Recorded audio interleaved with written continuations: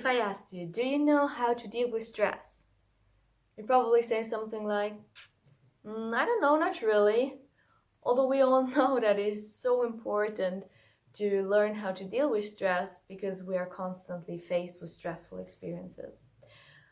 This is because our body is wired to constantly scan the environment for potential danger. And if it notices that danger occurs, then adrenaline and cortisol, which is a stress hormone, shoots through our body so we can either run from the danger or fight it.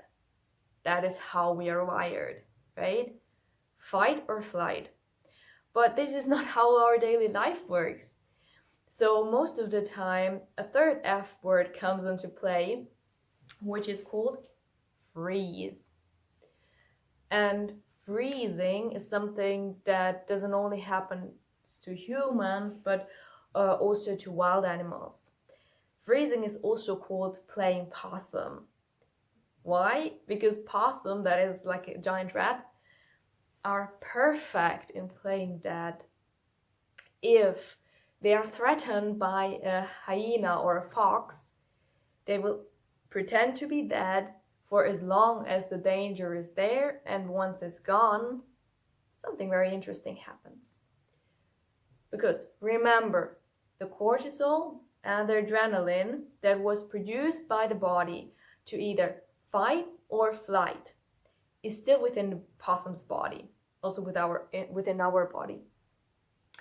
So what the possum will do is it will start shaking and trembling with its little body until all the energy that was produced to fight or flight is released.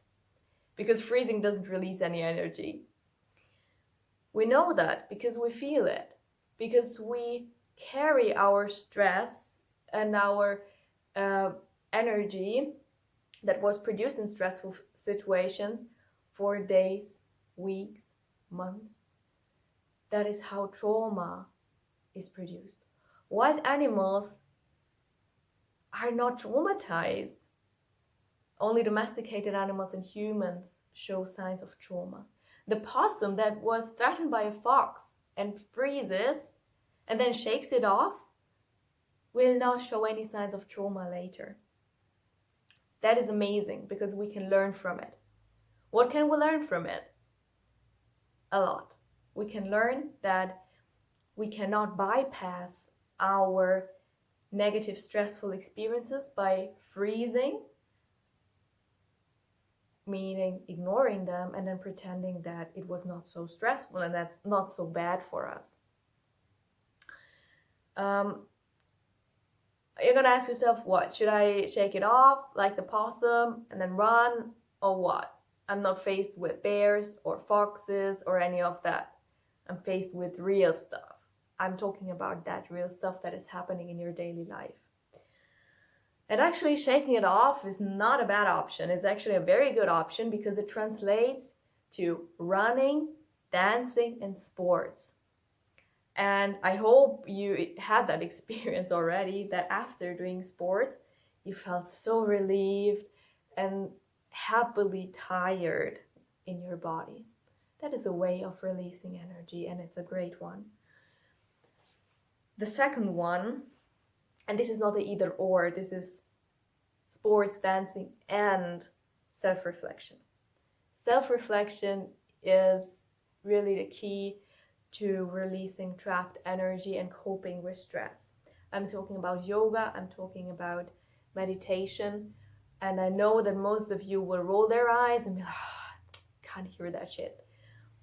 See, the only thing that this means is that you don't try to pretend that you never felt stress, but that you admit that there was something that was really stressful and that really produced a lot of tension in your body. Because if the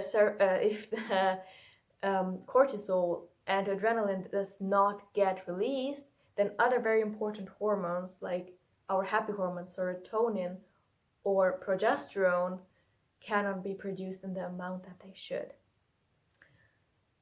So release those trapped cortisols and the trapped adrenaline by sports, by meditation, by yoga, by self-reflection. And I promise you will see signs of betterment, and you will learn to cope with stress and turn stress into strength and resiliency.